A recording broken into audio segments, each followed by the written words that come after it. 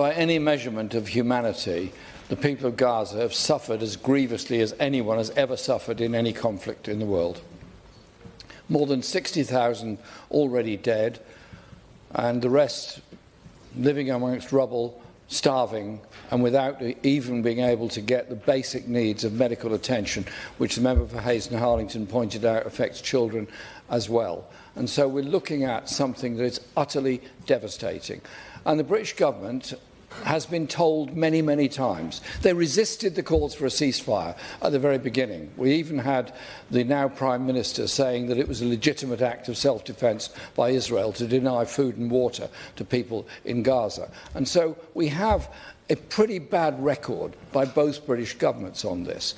And I would have thought the very least we can do now is say absolutely no arms of any sort or military cooperation with Israel. And the so-called ceasefire that the Trump plan is about is actually basically ensuring Israel's continued occupation of substantial parts of Gaza and not saying very much about the abominable behaviour of the Israeli armed settlers on the West Bank, which are destroying villages and killing people as we speak. So surely we need to send a pretty strong message from this House that we recognise the rights of the Palestinian people to be able to live in peace. We also recognise the importance and the primacy of international law. It's going on to winter now in Gaza and the West Bank.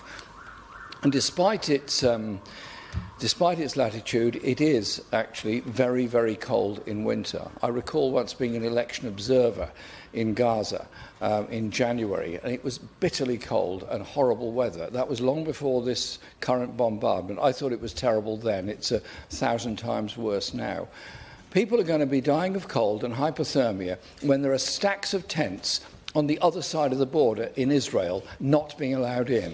The people are going to be dying of operations conducted without anaesthetic when there are plenty of anaesthetics available just across the border waiting to go in from Egypt. This is an abominable situation.